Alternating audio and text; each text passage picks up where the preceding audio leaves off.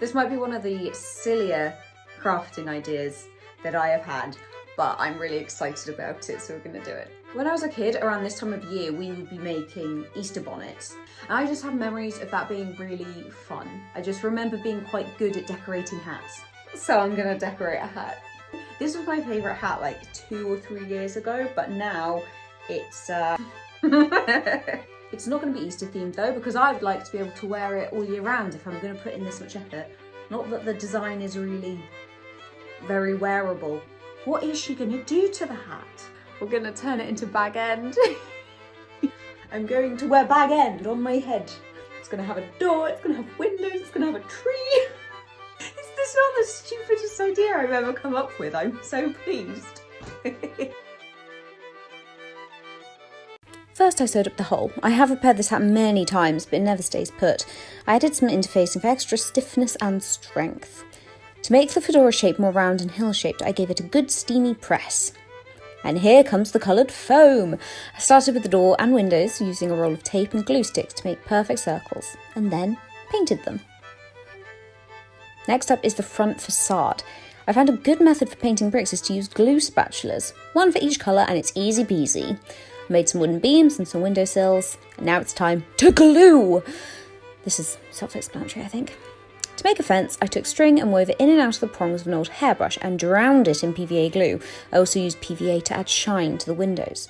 Then these bits arrived in the post! To attach the tree, I cut a hole in the top and hot glued the absolute shit out of it. It was successful. Next, I took this material that is for lining plant pots and hanging baskets. It is horrible to touch, but it's the perfect base to add the scattergrass later. Then I realised I needed to trace the head hole to cut it out, but the tree was in the way, so this is me balancing the hat on vases. This section that I cut out got rolled and tucked under to make the slope up to the door. For the dome part, I cut a strip and made slashes 2/3 of the way down like so. I glued the bottom and then trimmed the flaps into petal shapes and then glued them down. It's grass time! Using PVA, I covered the entire hat in the scattergrass. I also added this little cover above the door. Then outside, I sprayed PVA over the hat for extra security. I finished up the accessories and hot glued them all in place, along with the bushes and flowers. Hot glue is stringier than cheese on a pizza and much less delicious. Please don't eat hot glue. Also, don't touch it, it's hot. I must start by introducing you to Bilbo Baggins. And here is his home, the beautiful Bag End.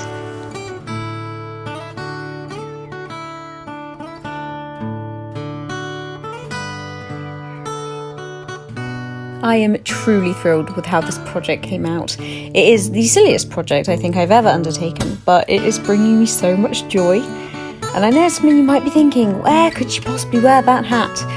Well, it will make its way to a convention, I'm sure, but it's going to live on a shelf because it's a piece of art, and I want to display it. I'm going on an adventure!